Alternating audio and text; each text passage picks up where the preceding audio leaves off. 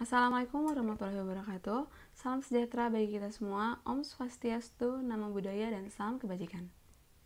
Kami dari kelompok 8 Praktikum Hidrologi Hutan akan berpresentasi mengenai koefisien air larian berdasarkan penutupan vegetasi dan pengukuran debit aliran sungai, cekungan pengaliran sungai, Citarik Hulu.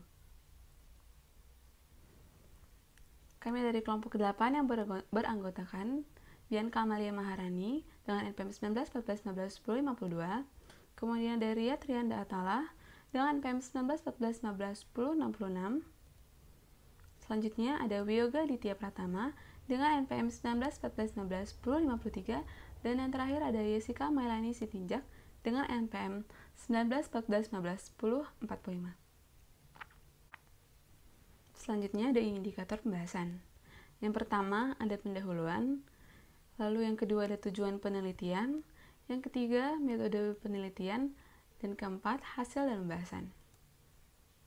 Yang kelima ada kesimpulan, dan yang terakhir ada sumber. Baik, yang pertama pendahuluan. Sungai Citarik bagian hulu mempunyai wilayah cekungan pengaliran sungai atau CPS seluas kurang lebih 30,41 km persegi atau sekitar 30.000 hektar. Di bagian sebelah utara sungai utama, wilayah CPS Citarik Hulu termasuk di dalam wilayah Kabupaten Sumedang, sedangkan di bagian timur, sebelah selatan termasuk wilayah Kabupaten Garut. Dan di bagian barat merupakan wilayah Kecamatan Cicalengka, Kabupaten Bandung. Di bagian hilir di wilayah Kecamatan Cicalengka, Sungai Citarik Hulu ini bertemu dengan Sungai Cimande dari sebelah utara dan pada waktu musim hujan. Setiap tahun terjadi banjir. Slide selanjutnya. Banjir yang terjadi dapat disebabkan oleh keseimbangan hidrologi CPS baik dari keadaan CPC Cimande ataupun CPS Citarik. Berdasarkan peta RBI atau Rupa Bumi Indonesia, CPS Citarik bagian hulu masih terdapat vegetasi hutan yang merupakan penutupan vegetasi yang dapat menahan laju peningkatan koefisien air larian. Di dalam wilayah CPS Citarik juga terdapat Curug Cinulang yang merupakan tempat wisata alam yang menarik, sehingga dapat mendorong pertumbuhan kegiatan ekonomi dengan pertumbuhan sarana wisata yang juga meningkatkan koefisien air larian. Kemudian, bagian kedua yaitu tujuan penelitian. Tujuan penelitian yang pertama yaitu mengetahui keadaan bentuk penggunaan lahan atau penutupan vegetasi dan koefisien air larian di cekungan pengaliran atau CPS Citarik Hulu berdasarkan penutupan vegetasinya serta berdasarkan curah hujan dan debit aliran sungainya. Tujuan yang kedua yaitu mengetahui pengaruh khususnya hutan terhadap kestabilan debit aliran sungai. Kemudian ada tujuan penelitian yang ketiga, yaitu mengetahui titik-titik pengukuran yang berdasarkan hasil pengukuran. Baik, selanjutnya akan dilanjutkan oleh teman saya, Ria Trianda. Lalu metode penelitian.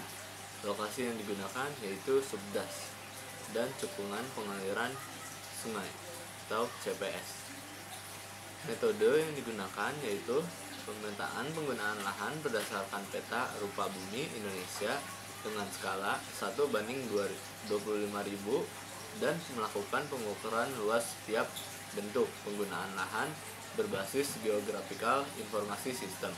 Pengukuran debit aliran sungai dengan metode area section method dengan alat current meter tipe AOT. Beberapa titik pengukuran debit aliran sungai di Sungai Citarik dari hilir ke hulu bisa dilihat di gambar 1. Lalu CPS Citarik Hulu merupakan subdas Citarik dan sub-subdas Citarum Hulu yang terletak di wilayah bagian paling timur, bisa dilihat di gambar 2. Hasil dan pembahasan. Yang pertama, penggunaan lahan atau penutupan vegetasi. Berdasarkan peta Rupa Bumi di Indonesia skala 1:25.000 yang diterbitkan oleh Badan Koordinasi Survei dan Pemetaan yang sekarang bernama Badan Informasi spasial atau BIG. Maka wilayah penelitian atau CPS Citarik Hulu diliputi oleh bentuk penggunaan lahan atau penggunaan vegetasi berupa sawah irigasi, hutan, pemukiman, kebun atau perkebunan, semak belukar, sawah tanda hujan, dan ladang tegalan. Bentuk-bentuk penggunaan lahan tersebut tentunya mempunyai berimplikasi terhadap koefisien air larian dan mempengaruhi debit aliran sungai yang mengalir di cekungan pengaliran sungai tersebut. Sebaran luas masing-masing bentuk penggunaan lahan atau penempatan vegetasi di CPS titik pengukuran debit air adalah STN1. Disajikan pada tabel 2 di bawah ini. Lalu, penutupan vegetasi hutan masih belum cukup di CPS Citarik Hulu, yaitu 65,3%. Luas wilayah diikuti oleh ladang atau tegalan atau lahan pertanian 20,11%, dan kebun atau semak belukar 11,10%, dan lainnya kurang dari 5% luas wilayah. Sebaran luas bentuk penggunaan lahan dan penutupan vegetasi disajikan pada tabel gambar 5. Lalu yang kedua, penggunaan lahan di atas titik pengukuran debit. Bentuk penggunaan lahan atau penutupan vegetasi berpengaruh terhadap koefisien air larian dan debit aliran sungai. Dari hasil pembuatan peta dan pengukuran luas tiap bentuk penggunaan lahan dan penutupan vegetasi di atas pengukuran debit air sungai disajikan pada tabel 3. Luas masing-masing wilayah tangkap air setiap titik pengukuran dari titik paling hilir ke arah hulu adalah berturut-turut 30.449 hektar, 26.387 hektar, 22.805 hektar, 20.895 hektar, 16.720 hektar, 6.059 hektar, dan 5.523 hektar. Apabila digambarkan, maka semakin ke hulu berkurangnya luas das mengikuti garis lurus seperti ditunjukkan dalam grafik pada gambar 6. Melanjutkan hasil dan pembahasan yang ketiga, yaitu koefisien air larian. Dengan menggunakan data luas, bentuk penggunaan lahan dan penutupan vegetasi, maka koefisien air larian runoff diperkirakan berdasarkan hasil penelitian terdahulu, seperti telah dikemukakan oleh Sumarwoto tahun 1988 dan Asdak tahun 2002, disajikan pada tabel 5.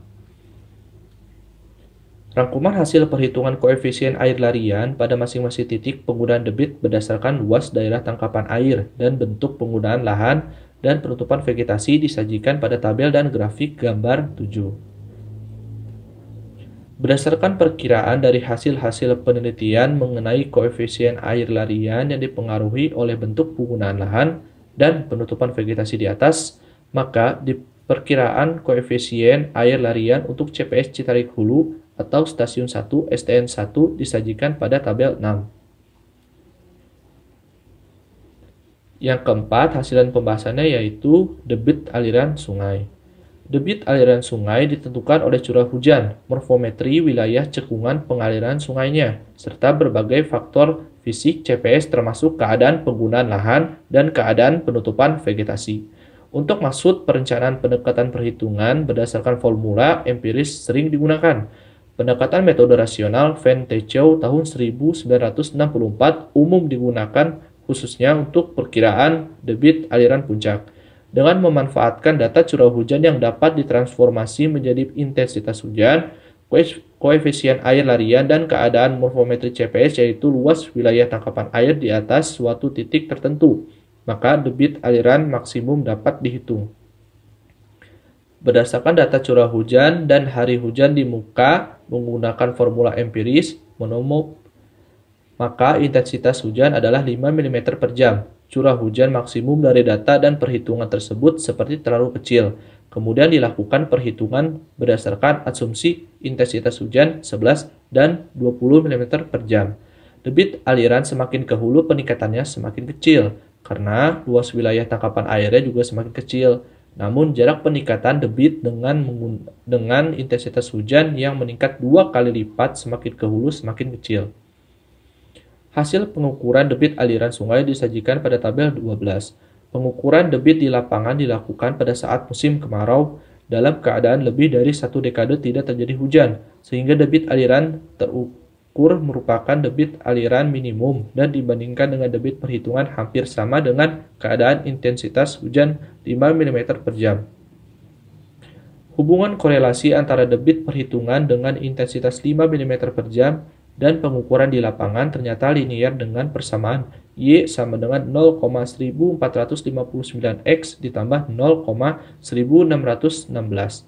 R2 sama dengan 0,9598. Korelasi linear tersebut di atas adalah dengan catatan, yaitu ada 2 titik pengukuran yang anomali pada titik 1 paling hilir yang alirannya terlalu kecil dan titik 5 yang terlalu besar.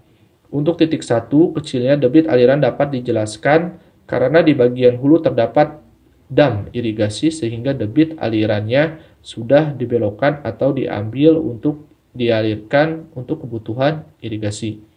Untuk titik 5 diperlukan pengkajian lapangan yang lebih detail karena ada gejala anomali lainnya, yaitu di bagian hilirnya debit aliran lebih kecil. Secara normal, debit aliran di bagian hilir lebih besar.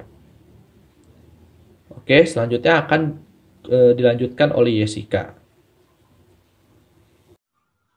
Nah, berdasarkan penjelasan yang telah disampaikan, maka dapat disimpulkan bahwa yang pertama, penutupan vegetasi hutan, perkebunan, dan semak belukar merupakan bentuk penggunaan lahan dan penutupan vegetasi yang berpengaruh terhadap keadaan koefisien aliran cekungan pengaliran sungai atau CPS. Yang kedua, hutan khususnya berpengaruh terhadap kestabilan debit aliran sungai. Hal ini ditunjukkan dalam hasil pengukuran dan perhitungan dengan berbagai asumsi intensitas hujan.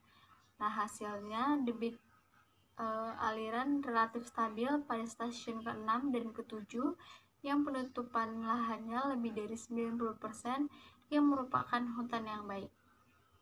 Nah, kesimpulan yang ketiga adalah terdapat titik pengukuran yang berdasarkan hasil pengukuran, yaitu terdapat anomali, di mana di titik paling hilir yang debitnya terlalu kecil artinya tidak normal. Hal tersebut dapat disebabkan karena di bagian hulunya terdapat dam irigasi, sehingga debit alirannya memang sudah diambil untuk dibelokkan bagi kepentingan irigasi. Nah, sedangkan di titik anomali yang lain di bagian hulu, yaitu pada titik kelima, ada peningkatan yang kurang lebih 2 kali lipat. Pada bagian hilir titik tersebut, pengukuran debit berikutnya berkurang dan belum dapat jawaban yang akurat, sehingga untuk mendapatkan jawaban tersebut perlu dilakukan pengkajian lapangan lebih detail. Berikutnya adalah sumber. Sumber yang kami cantumkan berikut ini adalah berasal dari jurnal mengenai pengukuran debit aliran sungai yang telah kami sampaikan. Kelompok kami juga pada kesempatan ini menyajikan kata-kata menarik. Nah, berikut ini adalah quotes yang dapat kami sampaikan. Demikianlah penjelasan yang dapat kami sampaikan. Apabila dalam penyampaian materi masih terdapat kesalahan dan kekurangan, kami mohon maaf. Kami ucapkan terima kasih. Wassalamualaikum warahmatullahi wabarakatuh, dan sampai jumpa.